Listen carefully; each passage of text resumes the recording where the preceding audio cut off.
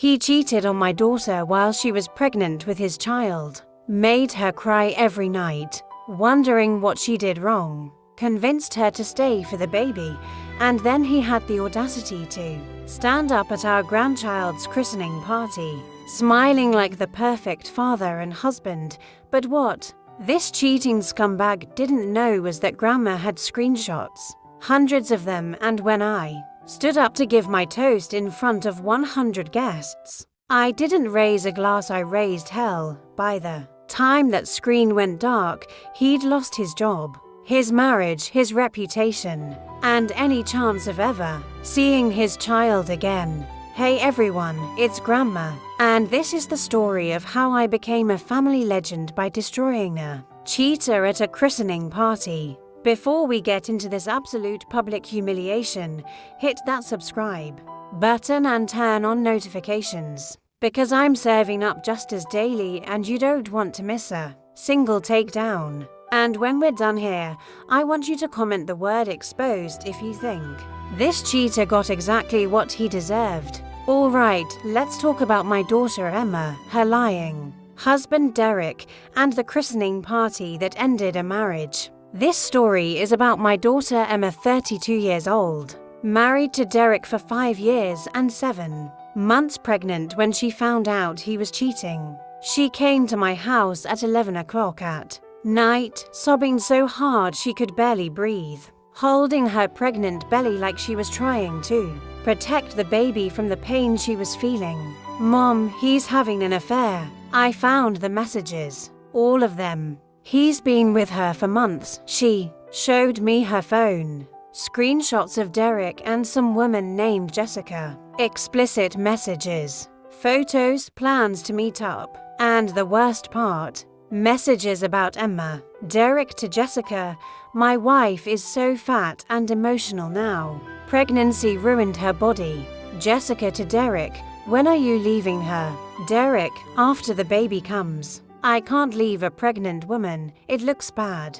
But once the kid is here, I'll file for divorce. I read those messages and felt rage like I've never felt in my life. This man my daughter loved, who'd promised to cherish her, who'd gotten her pregnant, was planning to abandon her the second the baby was born, and he was calling her fat while she was carrying his child. I told Emma right then, leave him tonight, pack your things, move back home, and we'll figure this out.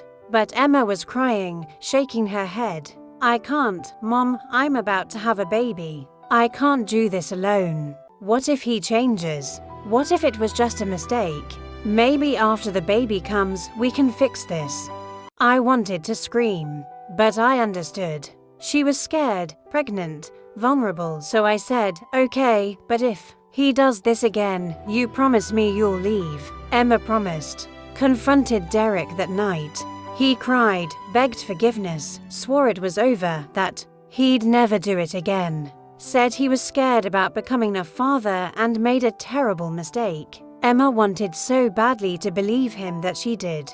2 months later, Emma had the baby, a beautiful little girl named Sophie. And Derek, he was the picture-perfect father at the hospital. Brought flowers, took photos, posted on social media about being blessed and so in love with my girls. Emma thought maybe he'd changed. Maybe the affair really was just fear and stupidity. But I knew better. I watched him at the hospital, always on his phone, always stepping out to make work calls. I saw the way he looked at Emma, not with love, but with obligation, like she was a burden he was stuck with. 3 weeks after Sophie was born, Emma called me crying again. Mom, I found more messages. He never stopped. He's still seeing her. He's been with her the whole time, even after Sophie was born. This time, the messages were worse.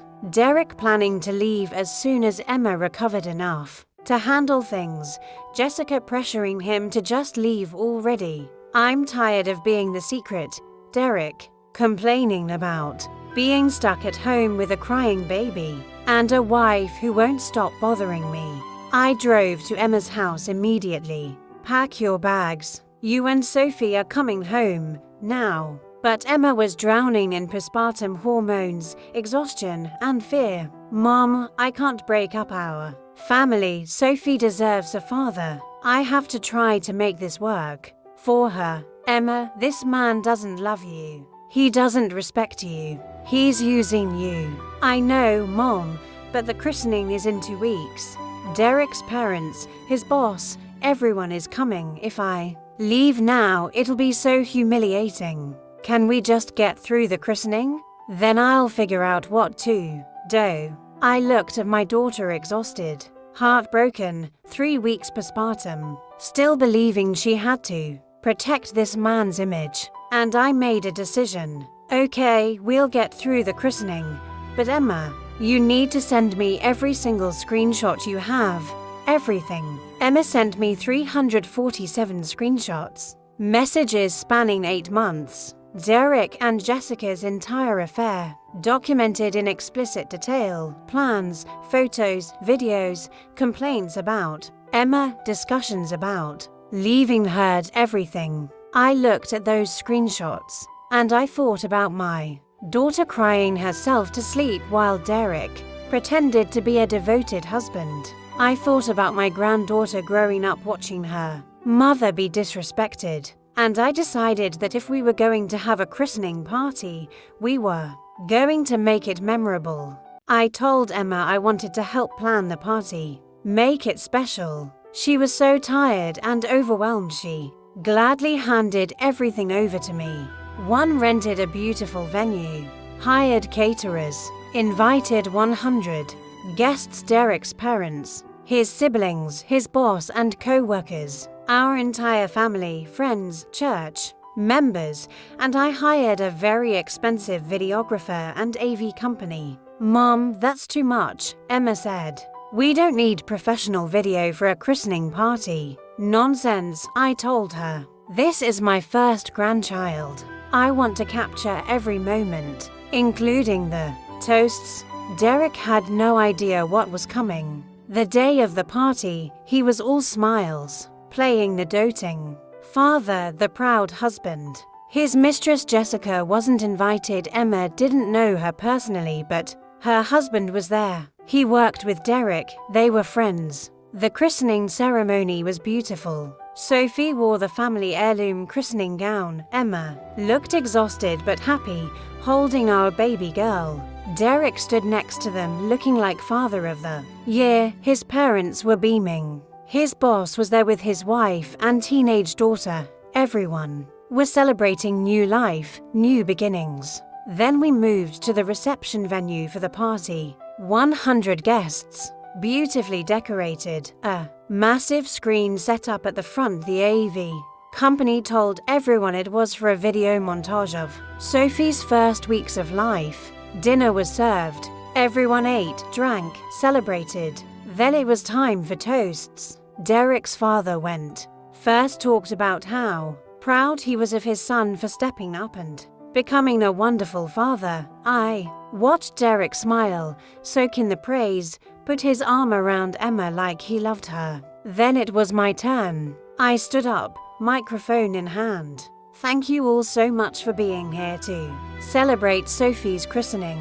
Family is everything. Loyalty is everything. And today, I want to make a toast to the truth. People lifted their glasses, expecting something sweet. But I nodded to the AV technician. The lights dimmed, the screen turned on. And there, projected 10 feet tall for 100 people to see, were the messages. Derek to Jessica, my wife is so fat and emotional now.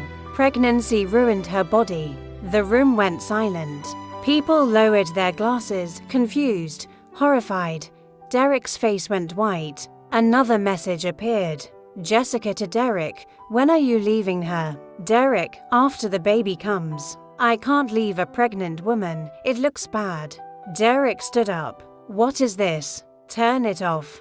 But I kept going. More messages. Photos of Derek and Jessica together. Timestamps showing he'd been with her while Emma was in labor. Messages from 2 weeks ago after Sophie was born where Derek complained about being stuck with Emma. Emma was sitting at the head table, tears streaming down her face, but she wasn't surprised. She'd known this was coming. I told her my plan the night before. If you want to leave him, I'm going to make sure everyone knows why, so he can't spin this. So you don't have to be ashamed. She'd agreed, handed me every screenshot she had. Derek's mother was on her feet screaming, "Derek, what is this?" Derek's boss was standing too, face red with rage. His teenage daughter, 17 years old, was at this party. She was seeing explicit affair messages. He turned to Derek, "You're fired. Get out." But the best part, Jessica's husband. Remember, he was there. He worked with Derek. They were friends. He'd had no idea his wife was having an affair. He watched those messages appear on screen. His wife planning to run away with Derek. His wife mocking Emma. His wife having sex with his friend, and he lunged at Derek. 3 groomsmen had to hold him back. He was screaming, "You slept with my wife.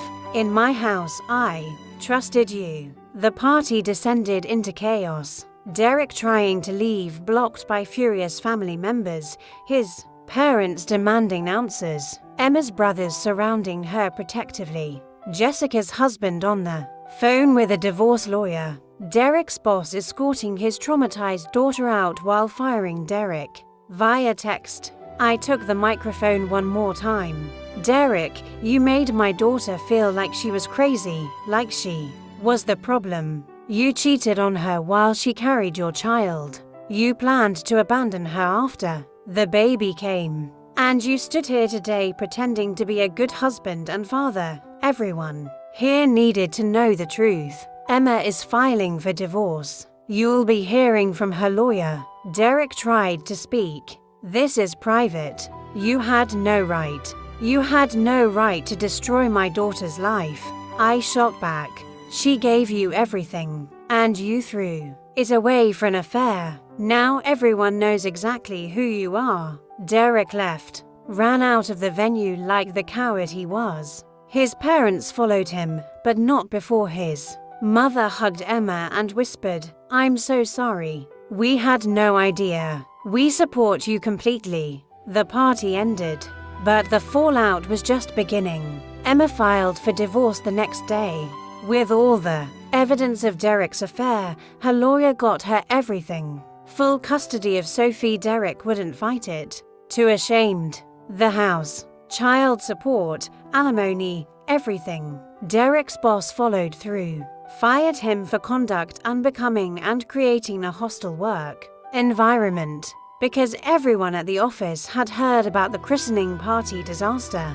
Derek had been a rising star at that company. Now he was unemployable. Word spread through their industry. No one wanted to hire the guy from the christening video. Oh yeah, the video. Several guests had recorded the whole thing on their phones. It went viral locally. Not huge, maybe 100,000 views, but big enough that everyone in their social circle saw it. Derek couldn't escape it.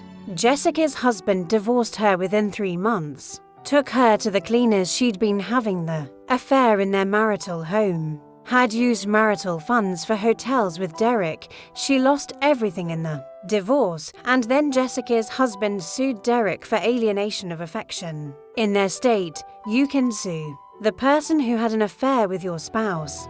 Derek had to pay $60,000 in damages. Derek moved back in with his parents at age 37. Lost his job, his house, his wife, his reputation, and $60,000. He was allowed supervised visitation with Sophie 2 hours every other Saturday at a neutral location with a court-appointed supervisor present, because the judge had seen the evidence of Derek planning to abandon his newborn and decided he wasn't trustworthy. Emma moved back home with me and Sophie. We turned my guest room into a nursery. I helped with night feedings. We took turns rocking Sophie when she cried. Emma healed slowly, therapy, support, groups, time. But she healed. 6 months after the christening, Emma met someone new. A genuinely good man, patient, kind. Loved Sophie like his own. Treated Emma like she deserved. They took things slow, but 3 years later, they got married. I walked Emma down the aisle. Her father had passed years ago, and when I gave my toast at that wedding, it was all love. No revenge needed. Just celebration. Derek showed up to Emma's wedding venue. His supervised visitation was that Saturday, and he knew where it would be. Tried to cause a scene. That should be me up there. Sophie is my daughter. Security escorted him out. Sophie, now 3 years old, didn't even notice. She called Emma's new husband Daddy because Derek had never been a father to her, just a DNA donor. 5 years after the christening, the contrast was stark. Emma was 37, happily remarried, with Sophie now 5 and a baby brother on the way. She'd gone back to school, finished her degree, had a career she loved. She was thriving. Derek was 42, still living with his parents, working a low-level job he hated because no one in his industry would hire him. Still single, every woman he tried to date would Google him and find the christening story. He had supervised visitation with Sophie, but she barely knew him, didn't want to go to visits, would cry and ask Emma, "Why do I have to see the angry man?" The court had ordered family therapy. The therapist's report was damning. Child shows no attachment to father. Father shows more interest in using child to hurt mother than in actual parenting. Recommend supervised visitation continue indefinitely. Derek tried to fight it. Wanted unsupervised custody. Wanted to take Sophie on weekends. The judge looked at him and said, "You planned to abandon this child when she was born. You've shown no consistent interest in parenting." Supervised visitation continues. Jessica, the mistress, had disappeared. Moved to a different state after her divorce. Lost her job. She'd worked for a family-friendly company, and the affair scandal made her a liability. Last anyone heard, she was working retail and still single. The affair had cost her everything too. But the real winner in all this, Sophie. She grew up in a stable, loving home, with a mother who chose her own dignity over staying in a toxic marriage, with a stepfather who showed up every day, with a grandmother who'd protected her mother when she couldn't protect herself. Sophie didn't remember the christening, obviously, but when she was older, maybe 16, maybe 20, Emma would tell her the story. "Grandma stood up for us when I couldn't stand up for myself. She showed me that you don't accept disrespect. You don't stay with someone who treats you badly. You protect your children by protecting yourself." The final scene of this story is Sophie's 8th birthday party. Emma's there with her husband and 2 kids. Derek shows up for his supervised hour, court ordered. He has to come to public events if invited. Sophie opens presents. Gets a bike from Emma and her husband. Gets a card with $20 from Derek. Sophie barely looks at the card. "Thanks," she says politely, because Emma taught her manners, but she doesn't hug him, doesn't call him dad, just goes back to playing with her real family.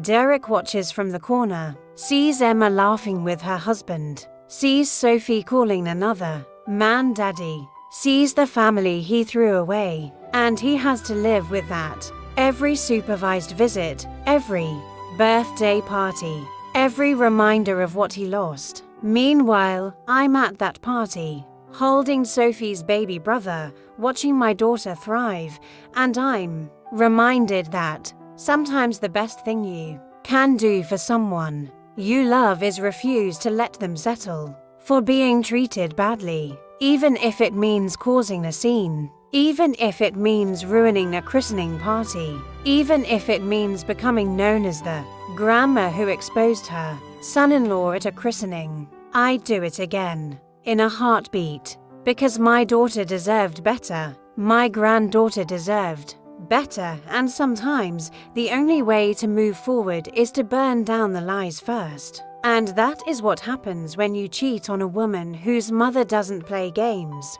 Derek thought he could manipulate Emma into staying quiet for the baby.